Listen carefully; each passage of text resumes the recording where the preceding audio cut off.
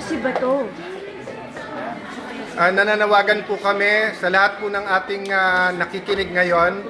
I'm in the Senate with the other senators. We're having a caucus. Nabalitaan po namin na allegedly may mga taga-NBI na gustong pumasok. Nakita na nagbabarena ng pinto galing ng walls galing dun sa GSIS side. So we have our security here. Papasalamat kami sa PNP, outside and inside meron. Nandito ang Marines, but ito po ang emergency. Nagkaputukan na po.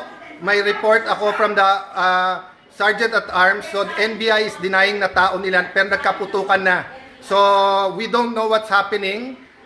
Everyone's locked in their rooms now. We cannot go out. We cannot secure our other staff. Senator Bato, Senator are together.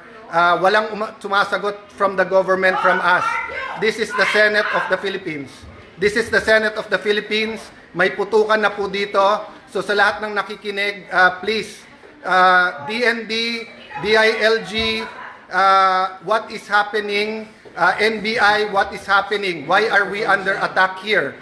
I don't know what's happening, but I do not know if I can keep my people safe here. I'm willing to go out. I'm willing to face anyone who is going to serve the warrant or do whatever. I told you, you're welcome to serve. But do not do this. So please help us. Please let us know what is happening here. I will repeat po, kinonfirm ng ating Sergeant at Arms na nagkaputukan na po.